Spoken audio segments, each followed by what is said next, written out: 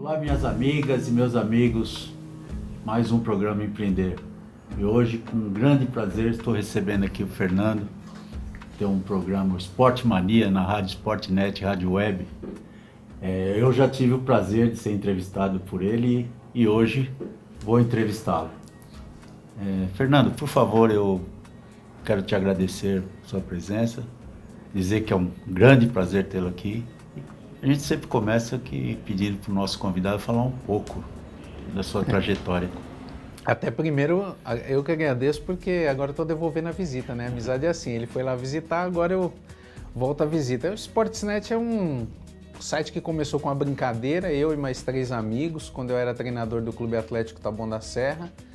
A gente começou com uma brincadeira que a gente queria falar de futebol por causa de bronca com Eurico Miranda, com Ricardo Teixeira, o que não é nenhuma novidade no futebol brasileiro. Sim. E aí a gente falou, não, vamos escrever, começamos com um site lá, eu na época nem sabia mexer com nada, um amigo me ensinou, não, você copia e cola aqui, vai dar certo. Deu certo, no dia 10 de maio de 2000 colocamos no ar. Do site começamos a criar outras coisas e aí em 2001 nasceu o programa Esporte Mania, com os mesmos 3 doidos, eu, o Alex, o Rafael e o Bruno. A gente começou a fazer o programa, começamos numa rádio FM que tinha aqui em Taboão, uma comunitária, ou clandestina, não sei também, porque eu não verifiquei os documentos dele, né?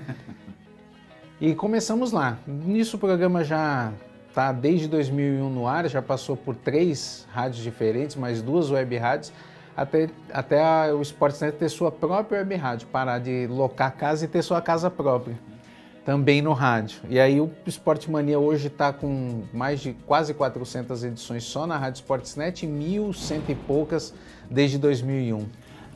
Fernando, o nosso programa aqui, o intuito é conversar, é lógico, com todos, mas o nosso foco é o empreendedorismo, né? Eu sou um amante, eu fui presidente da Associação Comercial e eu sempre digo que a cidade só cresce com emprego e renda.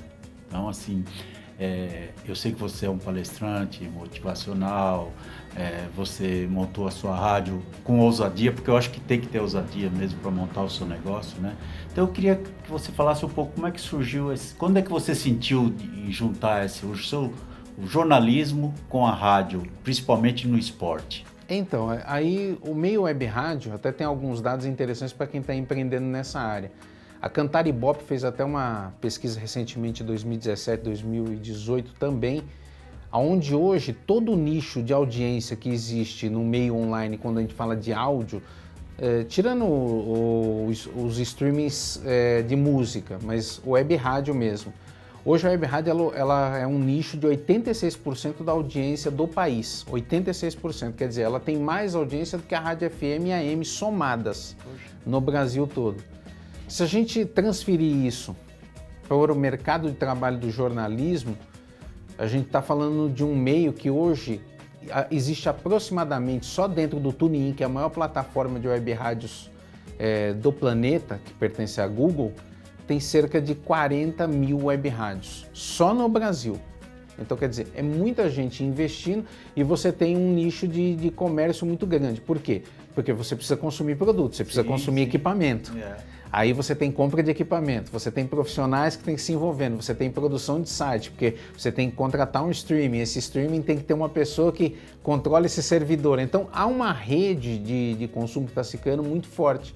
Tanto é que até te anunciando aqui em primeira mão, eu estou assumindo a presidência agora esse ano, que estamos fundando este ano, junto com mais 10 das maiores web rádios de São Paulo, a União Brasileira de Web Rádios. Está saindo agora juridicamente do papel. Que bacana. Que nós vamos fazer isso para quê? Para ajudar o pessoal que está montando as web rádios.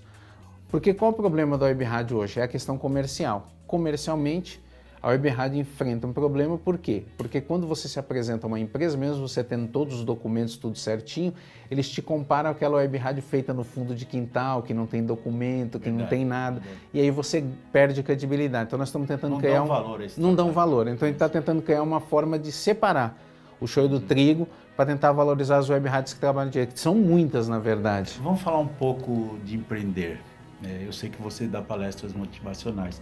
O que você falaria hoje para aquela pessoa que, de repente, está sem emprego, ou aquela pessoa que quer realmente inovar, quer ser o próprio patrão, que às vezes o pessoal acha, eu vou ser patrão, não vou trabalhar tanto. Pelo contrário, vai trabalhar Vai trabalhar mais. Mas o que você, quais os conselhos que você, se é isso que a gente pode dizer, que você pode falar para aquela pessoa que está querendo empreender?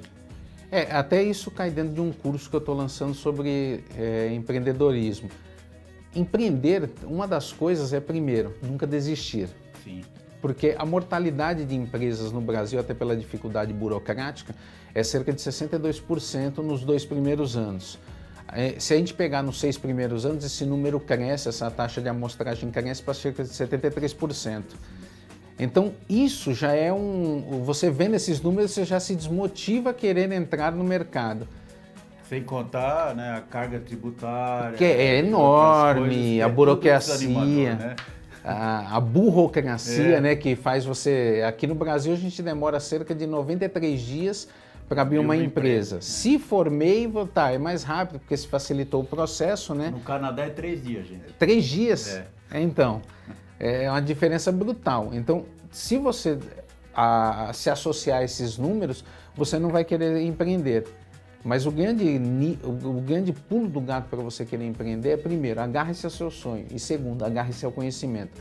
Conhecimento é arma, conhecimento é poder. Quanto mais conhecimento você tiver, não só sobre a sua área, mas sobre todas as áreas. Até o pessoal ensina sempre em jornalismo que jornalista que só enxerga a área que quer escrever, ele está perdido, ele tem que ter visão 360. Sim, verdade. E o empresário que afunda, ele também tem esse problema, porque ele só quer enxergar o nicho dele. Eu sou contabilista. Aí ele só quer falar de contabilidade. Se ele não souber falar do resto, ele está... A gente fala muito isso aqui, porque o brasileiro, e assim, não é uma crítica, acho que até em termos de cultura, ele acha que ele não precisa planejar. Se ele conhecer o ramo, ele pode montar um negócio que ele vai ter sucesso. E eu aconselho sempre que 70% do negócio é o planejamento, né? Total. E às vezes a pessoa fala, mas eu sou um bom cozinheiro, eu cozinho muito bem, todo mundo, vou montar um restaurante, estou feito. E não é assim. Né? Tem que ter o planejamento, porque o Brasil, infelizmente, eu digo infelizmente porque a carga tributária é terrível.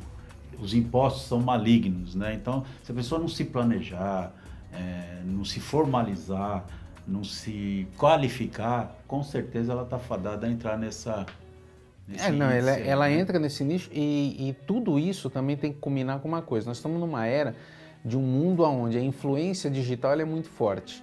Então, se você souber usar os meios digitais para valorizar, porque tem duas coisas que são fundamentais. Primeiro, quando você cria o teu negócio, qual é a tua base de conhecimento? Qual é o networking que você vai montar em cima disso? E segundo, se suas mídias digitais estão bem formatadas e formalizadas de acordo com cada uma delas, sua funcionalidade e o seu mercado e o seu nicho de produto. O seu nicho de produto e o seu nicho de mercado. Quem é teu público-alvo? Se você souber montar essas coisas, você consegue caminhar e você consegue pelo menos respirar nos primeiros... Porque o fundamental é você respirar os 8 primeiros meses. Se você conseguir respirar, meu amigo, depois você vai conseguir andar bem. Não precisa do balão de oxigênio. Não precisa do balão de oxigênio, nem da UTI, né? Que é o principal. Eu acho que assim, a gente precisa estimular essas pessoas a empreender, né? Tem gente que fala, você vai associar o seu nome ao CNPJ, você vai ter problema. E isso a gente precisa tirar isso da cabeça. Esse é um estigma que... O medo das pessoas em empreender. É por isso que nós temos tanta informalidade. Muita gente na informalidade, né? A gente vê os documentos, você mesmo falou, 90 dias para se abrir uma empresa. Num país de primeiro mundo é de 3 a 5 dias. Então, assim, desestimula qualquer um, né? Deixa eu falar, e suas palestras, né? Você, até para alguém, se tiver interessado, eu acho que você tem que ter essa motivação. E organização. A gente sabe que você fala muito sobre... organização. Queria que você falasse um pouco sobre isso. Organização é uma coisa que uma vez eu lembro que eu comecei a falar muito sobre isso quando eu assisti uma palestra de um cara chamado Roberto Chimiachik. Conheço. Que é um dos papas da coisa. E ele contava uma história que a cultura japonesa, ela começou, depois da Segunda Guerra Mundial, a resgatar vários valores milenares que ela já cultuava. Um deles é o padrão de organização. uma terra devastada por uma guerra, você com pouco alimento, com pouco transporte, saúde deficitária, tudo, e esse país se reergueu, é a terceira, hoje a quarta maior economia do planeta, já foi a segunda maior economia do planeta. E qual foi o segredo deles? O que tem de tão instigante que, se eles não são um país que não tem grandes recursos naturais, não tem grandes recursos minerais, e é um país diminuto, cabe dentro do estado de São Paulo. Sim, verdade. E aí a gente pega, eles se basearam, lógico, primeiro na cultura, segundo na organização. É um povo que é extremamente metódico em algumas situações. Lógico, ser metódico em tudo às vezes prejudica a criatividade, mas organização é fundamental. Planejamento, né? É fundamental, é fundamental. Fernando, crise, né? Eu não gosto de usar essa palavra, né? Crise, eu acho que a gente precisa enfrentá-la, né? Como diz o ditado, né? Enquanto uns choram, outros vendem lenço, né? Eu tive um professor que ele transformava a palavra crise, ele usava sempre a palavra problema. E ele falava assim: você vai ter problemas pro resto da sua vida, só tem um jeito de você não ter problema, morrendo. E ele brincava: eu rezo todos os dias para ter problemas todos os dias, porque o dia que não tiver mais problemas é porque eu morri. A crise é algo do capitalismo, ele é algo do capitalismo. O capitalismo, ele vive de crise, ele vive de crise. Se a gente pegar as 10 maiores corporações do mundo hoje, você pega, qual é a marca mais valiosa do mundo? É a Apple. A Apple surgiu aonde? Na crise do petróleo dos anos 70, que ela viu um nicho para usar a tecnologia para trazer as pessoas para investir em outro mercado, e ela veio. Eu costumo dizer assim, que a gente sai de uma crise entre outra, né? Sim, sempre. Esse negócio que o pessoal fala, então, tá em crise. Tá, realmente, às vezes a gente até sente, mas você não pode pensar só nisso. Então, a crise vai existir sempre, né? Depende da forma que você vê-la, né? É verdade, ela sempre vai estar acompanhando, porque ela faz parte da coisa da sazonalidade do mercado. A sazonalidade do mercado, ela se baseia em quê? Em especulação. Aí a especulação derruba alguém, só que em detrimento alguém se dá bem com isso. E a gente tem que saber viver com isso. É verdade, Fernando. O que é bom às vezes dura pouco, né? Nosso programa, infelizmente, acho que a gente tem argumentos para fazer mais vários programas, e com certeza a gente vai fazer. Então, eu queria que você deixasse um recado aí para os nossos internautas e seus contatos, enfim. A câmara é sua. Bem, aquilo que a gente sempre fala, empreender é uma coisa que você tem que acreditar em você. Então acredite e busque conhecimento, porque quando se busca conhecimento, você consegue abrir portas. Todas as pessoas de sucesso no mundo, elas buscaram conhecimento de alguma forma, nem necessariamente uma faculdade. Tem gente que se ilude, às vezes fala, porque teve uma faculdade, teve um grande curso. Não, às vezes o conhecimento pode estar naquela pessoa mais velha que você sabe ouvir, pode estar naquela pessoa que tem a sabedoria para te passar. E sempre convido vocês a estar ouvindo a rádio mais amiga do Brasil. Procura lá a Rádio Esportesnet, Esportes em português, net, com temudo, tudo junto, Esportesnet. E você vê a programação, vê lá os artigos, tem lá cultura, esporte, tem de tudo lá. E quem quiser, de repente, fazer um marketing, né?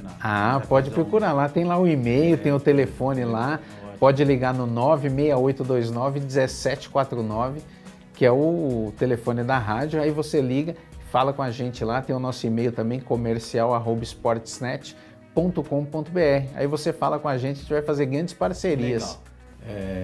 Fernando, mais uma vez eu fico muito grato com a sua presença e vamos conversar mais vezes, pode ter certeza. Viu? Sempre.